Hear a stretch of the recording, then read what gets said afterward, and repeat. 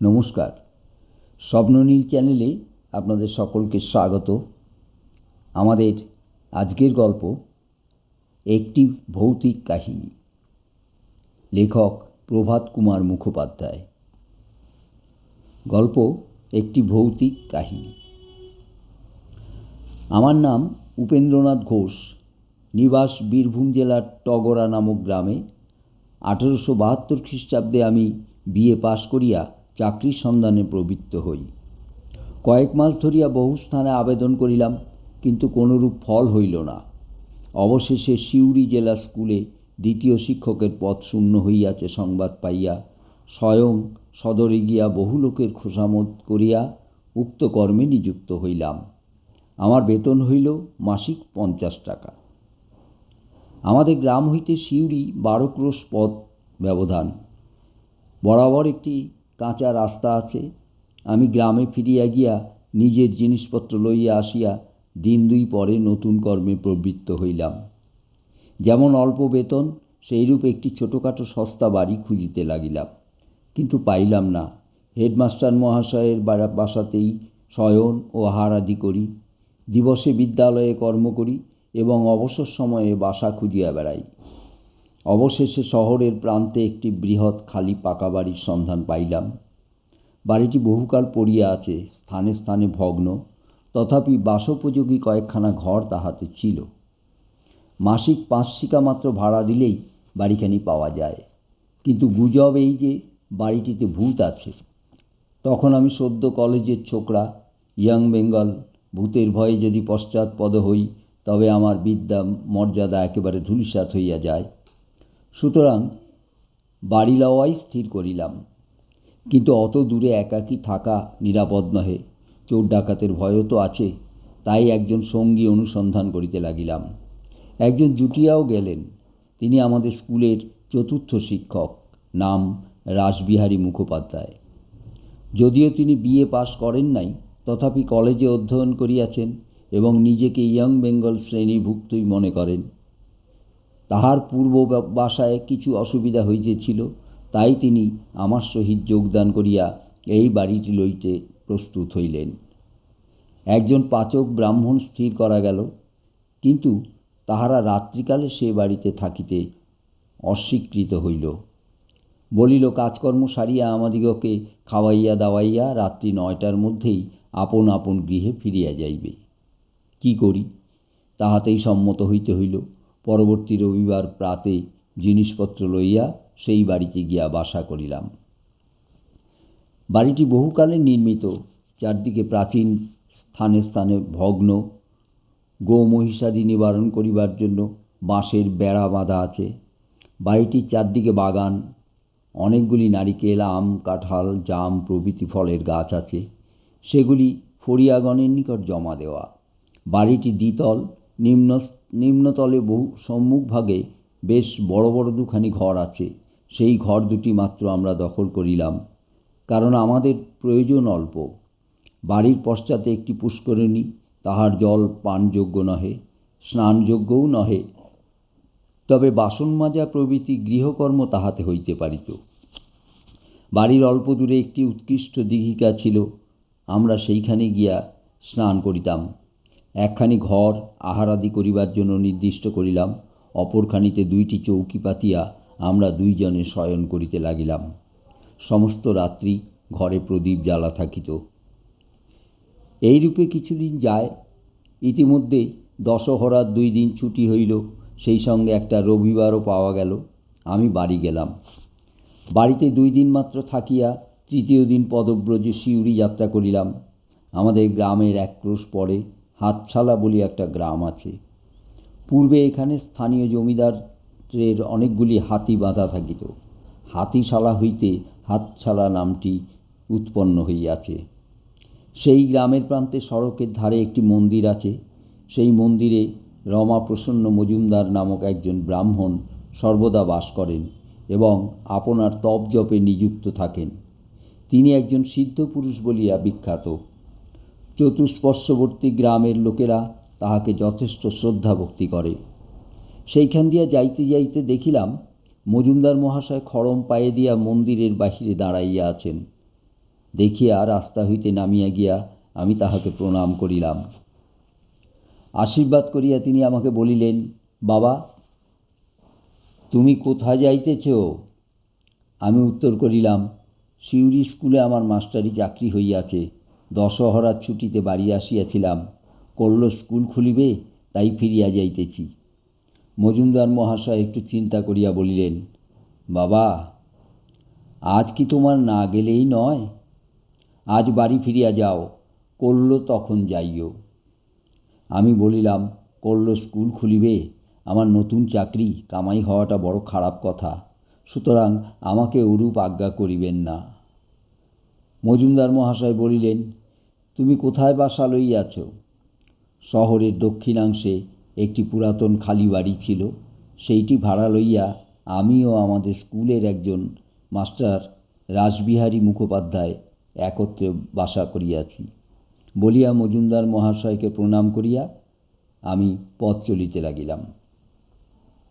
বেলা আন্দাজ 2টার সময় সিউড়ি পৌঁছিলাম। স্নান আহার করিতে 5টা বাজিয়া গেল।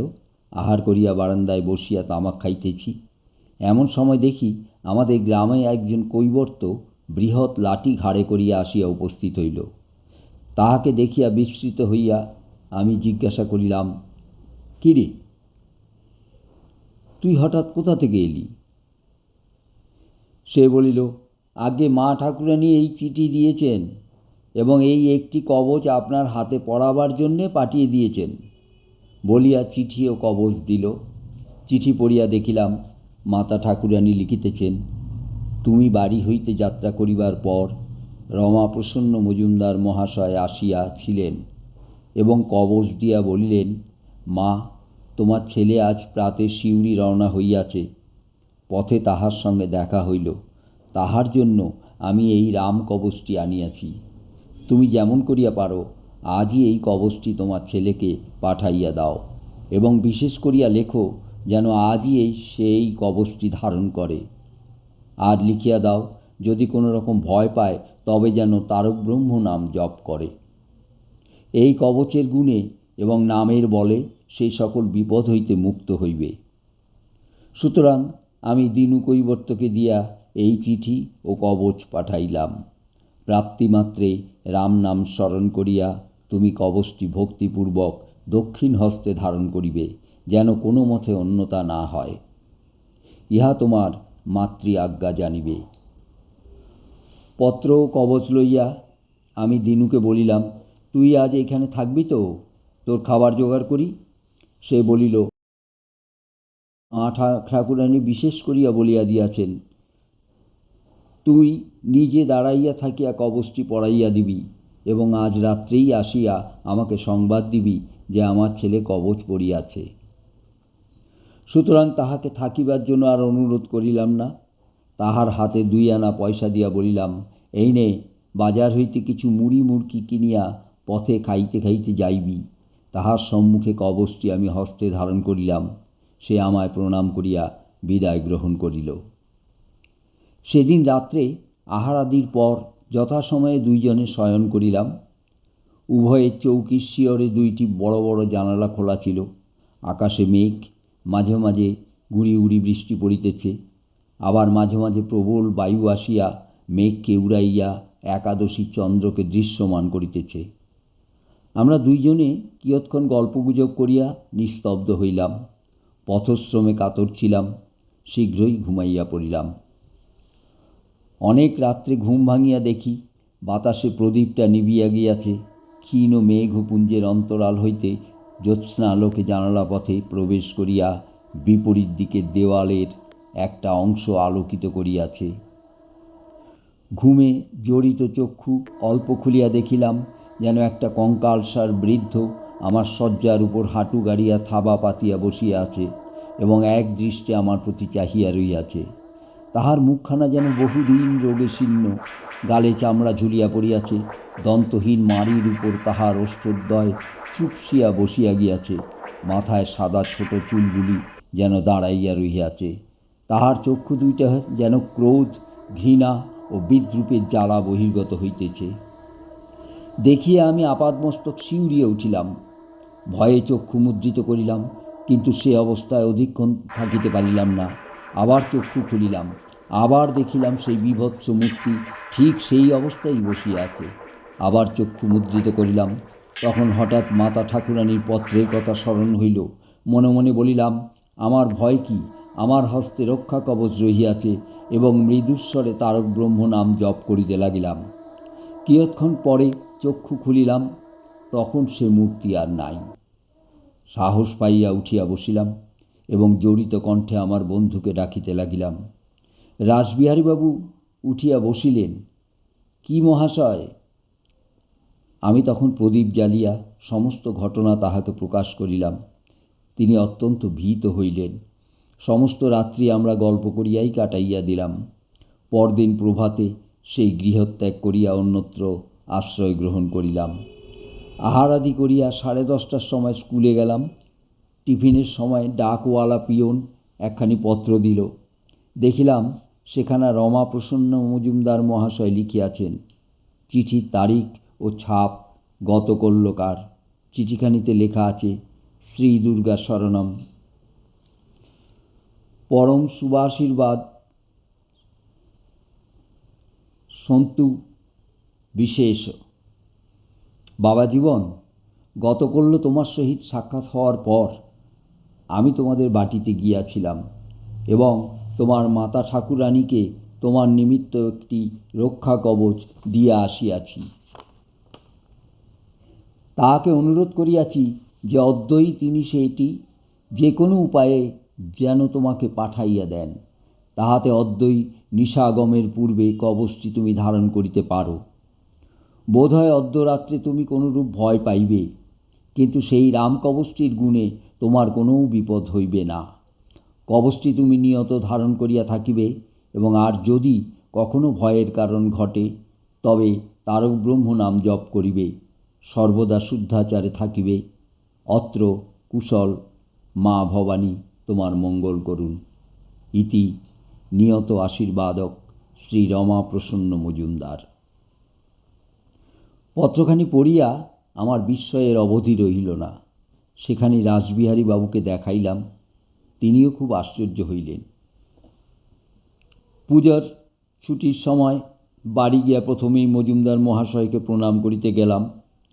যে বিপদ হইতে আমাকে তিনি উদ্ধার করিয়াছেন তাহার জন্য অনেক কৃতজ্ঞতা প্রকাশ করিয়া জিজ্ঞাসা করিলাম, আচ্ছা, আমি যে সেই রাত্রে ভয় পাইব এ কথা আপনি কি করিয়া জানিতে পারিয়াছিলেন?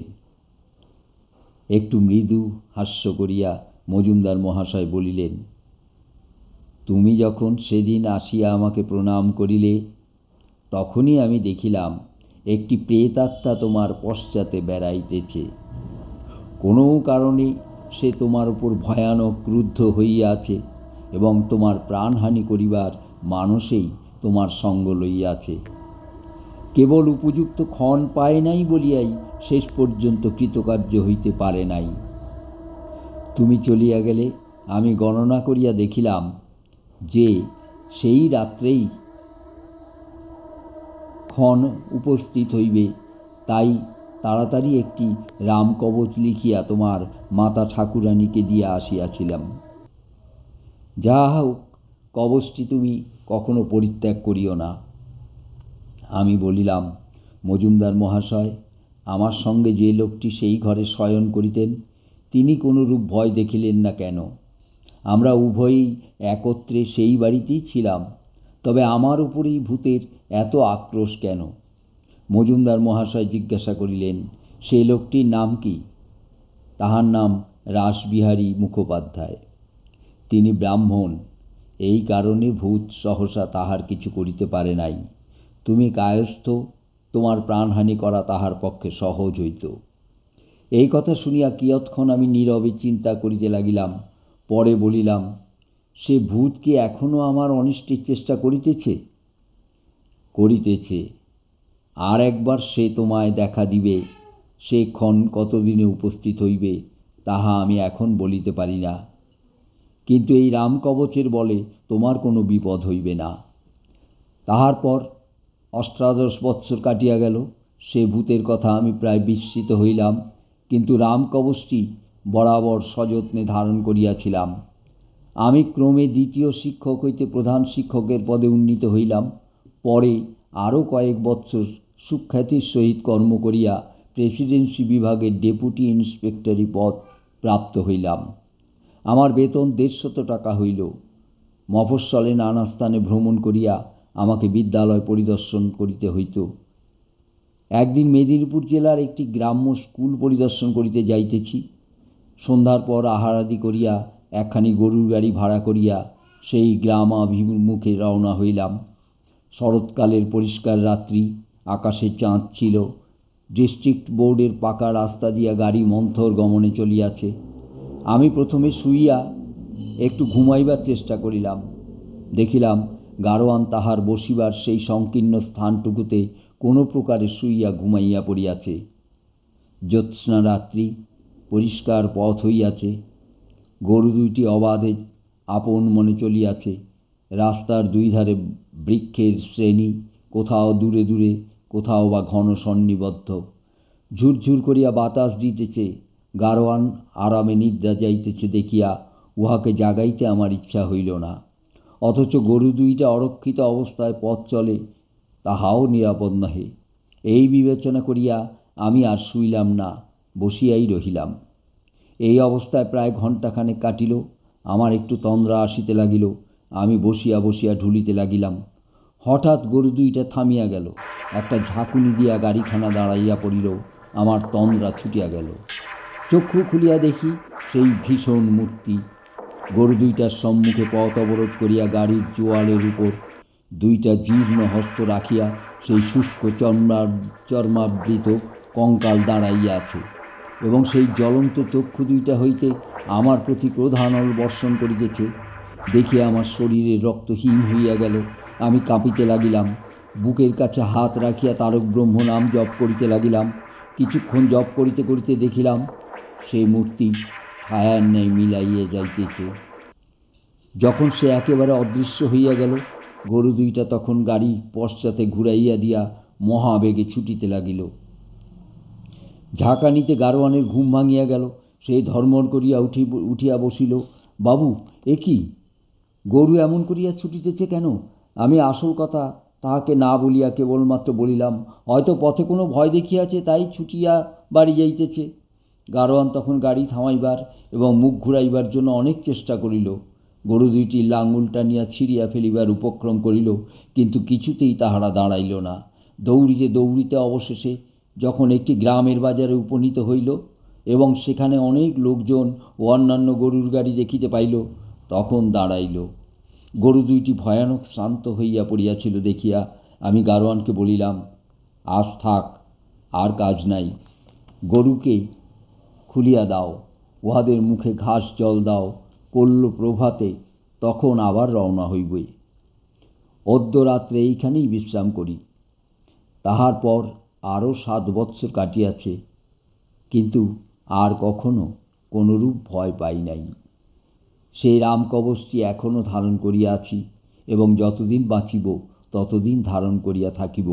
আমার মাতৃদেবীর এবং মজুমদার মহাশয়ের লিখিত সেই পত্র দুইখানি অদ্যাপি আমার নিকট আছে। যদি কেহ দেখিতে ইচ্ছা করেন তো দেখাইতে পারি। শ্রীযুক্ত উপেন্দ্রনাথ ঘোষ মহাশয়ের নিকট আমি যেমন শুনিয়াছি, উপরে অবিকল স্বহস্তে তাহা লিপিবদ্ধ করিলাম। শ্রী ইন্দুভূষণ সেন। উপরের লিখিত ঘটনাগুলি আমি যেমন বলিয়াছি, ইন্দুবাবু তাহা যথাযথভাবে লিপিবদ্ধ করিয়াছেন এবং ওই ঘটনাগুলি আমার প্রত্যক্ষ ভূত এবং অবিকল সত্য। গল্পটা এখানেই শেষ হলো। আপনাদের কেমন লাগলো অবশ্যই কমেন্ট করে জানাবেন।